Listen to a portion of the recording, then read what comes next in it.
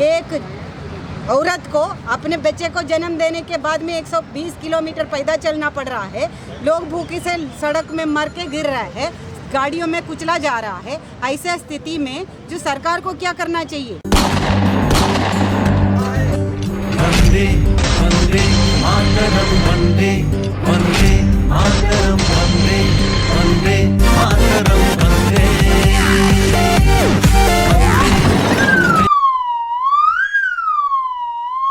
सरकार को इनके लिए सारा बंदोबस्त, रेशन का बंदोबस्त करना चाहिए। और जो यहाँ पे फिनेंशियल क्राइसिस है, इकोनॉमिक क्राइसिस है बोलते हैं, तो लोगों में खाने का, लोगों के पास में खर्चा करने का पैसा नहीं है, इसीलिए खर्चा है। तो लोगों के पास पैसा दे दो। ये सरकार ये बिल्कुल नहीं कर रहे हैं। लेकिन ये कोविड के नाम पे पूरे देश के पब्लिक सेक्टर को बेचने का ऐलान किया है। और पूरे देश के जो जनवादी अधिकार, ट्रेड यूनियन कानून, यहाँ तक कि मैटरनिटी एंटाइटलमेंट का अधिकार, न्यूनतम वेतन का अधिकार, ये सारा खत्म किया जा रहा है। 3 राज्यों में घोषणा किया और केंद्र सरकार राज्य सरकारों को बोल रहे अगर तुम लोग ये नहीं करेंगे तो तुम्हें भी पैसा नहीं दिया जाएगा। वो कंडीशनल रखा गया है राज्यों को पैसा। तो इसका मतलब है कि आगे वाले दिनों में हमारा कोई भी जनवादी अधिकार बचेगा नहीं। तो इसके खिलाफ में जो है हमारे पास में पूरा जनवादी तरीके से पूरा जो इसका रेस्ट्रिक्शन को पालन करते हुए, फिजिकल डिस्टेंस के लिए पालन करते हुए हम इधर में शाम तक बैठने के लिए आया था, तो हमें ये कोने में धकेल दिया। अभी जो आप देख भी रहे थे, दुनिया में अभी तक कोई आंदोलन परमिशन लेके नहीं किया गया है। वो आंदोलन नहीं कहा जा सकता है। हम जो है अभी एक दिन में तो आंदोलन शुरू नहीं किया सेंट्रल ट्रेड यूनियनों ने, तो अंग्रेज़ों के ज़माने से आंदोलन शुरू किया। और यहाँ पे भी हमने पहली बार नहीं कर रहे। हमने बाकायदा उनको इन्फॉर्म किया और उनको बताया है कि हम सोशल डिस्टेंस का पालन करेंगे। लेकिन सुबह से देख के हमें धकेला जा रहा है। यहाँ पे हमें तो एक जगह में सिकोड़ दिया है, तो फिर बोल रहे हैं कि तुम सोशल डिस्टेंस का पालन नहीं करेंगे। हमें आराम से इधर में जो है 20 लोग आके शाम तक अगर बैठेंगे तो क्या नुकसान होता देश का, जनवाद का? क्या हम लोग ये पैंडेमिक फैलाने वाले हैं या ये सरकार खुद कर रहे हैं? तो ये जो है ये तानाशाही है, ये जनवादी अधिकार पे हमला है। ये प्राइवेटाइजेशन तो 91 से शुरू कर दिया था। और देश की जनता के क्या हालत है? और वो जनता के लिए नहीं है, तरक्की किसके लिए है? ये पिछले साल में भी आप देखो कि देश में जो उत्पाद पैदा हुआ है उसका 73% जो है 1% जनता के पास में गया है। ऐसा तरक्की हमें नहीं चाहिए। और हमें तरक्की चाहिए, यहाँ पे जो क्राइसिस है वो तो परचेसिंग पावर नहीं है जनता के पास, उसके लिए है। तो उसके पास में काम दो। हम नहीं बोल रहे कि हमें मुफ्त में ये दे दो। हमारा नौकरी जा रहे हैं तो हमारी और वो ऑर्डर जो जिसको तनख्वाह देने का ऑर्डर है वो भी सरकार ने वापस लिया है। एक क्या तरक्की के लिए किया है? और पूरा जो हमारा एरोस्पेस अभी पैंडेमिक के टाइम में बेच के वो क्या तरक्की करेगा?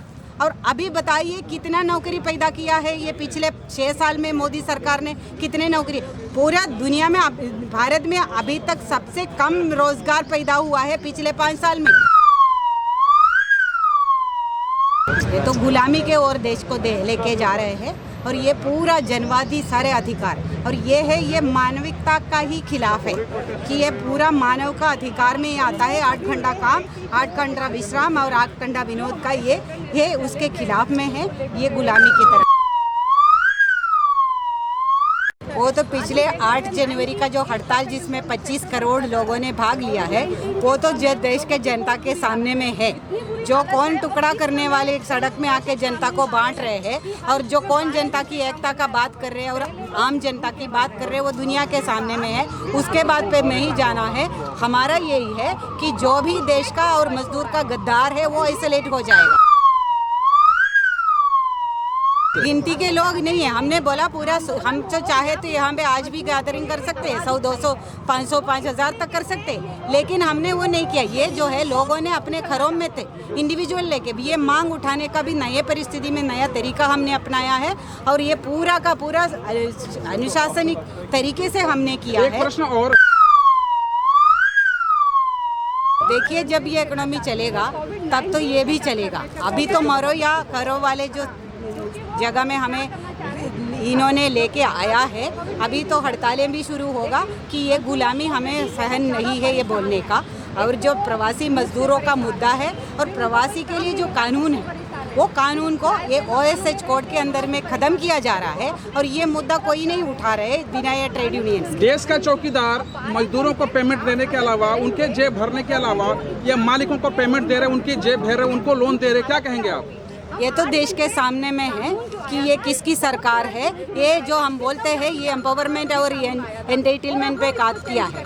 ये एम्पावरमेंट है मजदूर के खिलाफ, मजदूरों का सारे एंटाइटलमेंट पूरा छीनने के लिए मालिकों का पूरा एम्पावरमेंट दिया गया है ये सरकार ने, और उसके खिलाफ में आने वाले दिनों में बड़ा आंदोलन होगा। मजदूर हित में आप लोग किस हद तक और कहां तक जाएंगे?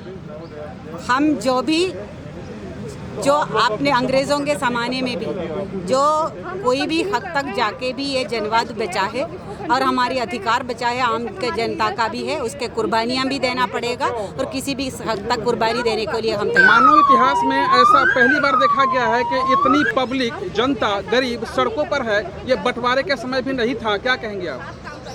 ये इसके लिए थोड़ी सी संवेदनता क्षमता जो अगर प्राइम मिनिस्टर का होता तो सबसे पहला ऐलान उनके लिए प्रवासी मजदूरों के लिए होना चाहिए था। वो बोल रहे हैं कि ये तुम्हारे लिए मौका है और प्राइवेटाइज करने के लिए, देश का जो मजदूरों का हित छीनने के लिए, तो हमारे लिए भी ये मौका है। जनता सड़क में है तो हम सारे हक लेके ही वापस जाएंगे। कोरोना के नाम पर देश में जो कुछ भी हो रहा है उसका जिम्मेदार अगर कहा जाए तो कौन हो सकता है और कौन ये है? पूरा भाजपा सरकार है और जो राज्य सरकारें जो है वो भी भाजपा का जो इशारे पे चलने वाले सरकारें हैं। ये मजदूरों का हक छीन रहे हैं, यही उसकी पूरा जिम्मेदार है। ये प्रधानमंत्री स्वयं उसकी जिम्मेदार।